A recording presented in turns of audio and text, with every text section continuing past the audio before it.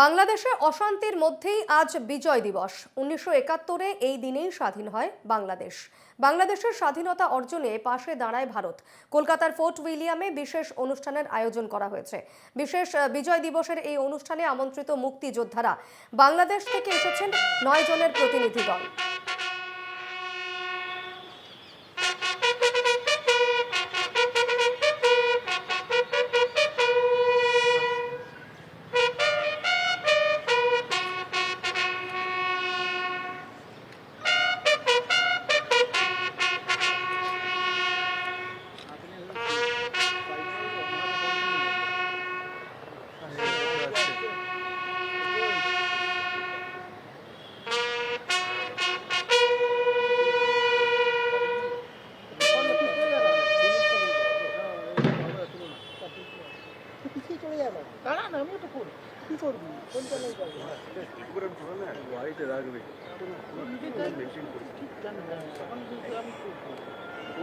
বুঝতে হবে ভাই হালকা করে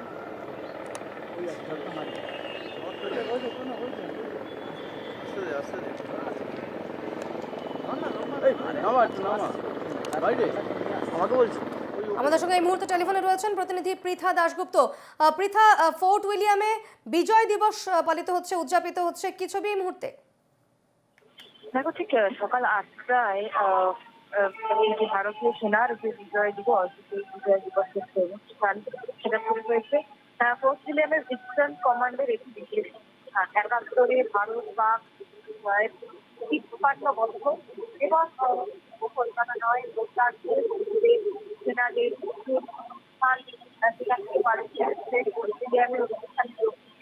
বাংলাদেশ থেকে 9 জনের প্রতিনিধি দল তারা এবং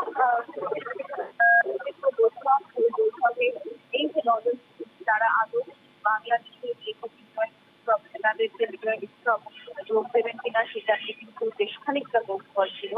অবশেষে গতকাল রাত্রিবেলা বিমান কলকাতায় এসে পৌঁছেছেন বাংলাদেশ দল এবং আজকে তারা এই অনুষ্ঠানে যোগদান করছেন।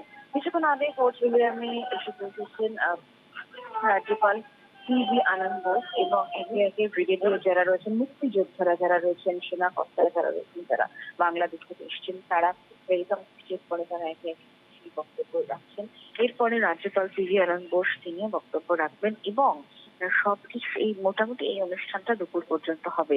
তারপরে যেটা জানা যাচ্ছে যে আরো একটি জায়গায় গলফ গ্রিনের কাছে সেখানে কিন্তু আরো একটা অনুষ্ঠান আছে যেখানে সেনাকর্তারা থাকবেন এবং সেখানে মুখ্যমন্ত্রী মমতা বন্দ্যোপাধ্যায়ের যাওয়ারও সম্ভাবনা রয়েছে। এই মুহূর্তে রাজ্যপাল সিভি আনন্দ বোস তিনি কিন্তু কথা বলবেন। বেশ, অবশ্যই নজর থাকবে এদিকে। ধন্যবাদ পৃথা।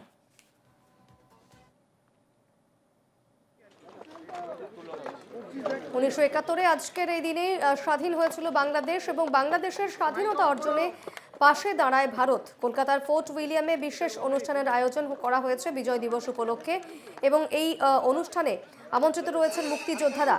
ইতিমধ্যেই আমরা দেখছিলাম রাজ্যপাল সিভি আনন্দ বোস তিনি এই অনুষ্ঠানে সামিল হয়েছেন। মুক্তিযোদ্ধাদের উদ্দেশ্যে তার শ্রদ্ধা নিবেদন করছিলেন রাজ্যপাল সিভি আনন্দ বোস। অন্যদিকে আজকের এই অনুষ্ঠানে বাংলাদেশ থেকে এসেছেন 9 জনের প্রতিনিধি দল।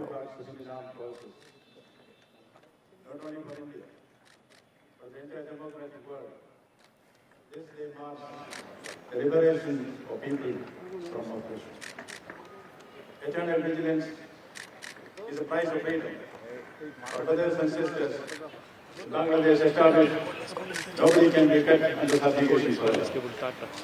Indian armed forces played a stellar role in the decisive victory in 1971. We were all encouraged by brave hearts of India. We were all inspired by them, and we wish them best. India knows how to come together, keep together, work together. Coming together is beginning, keeping together is progress. Working towards success. India knows the way, India goes the way, India shows the way.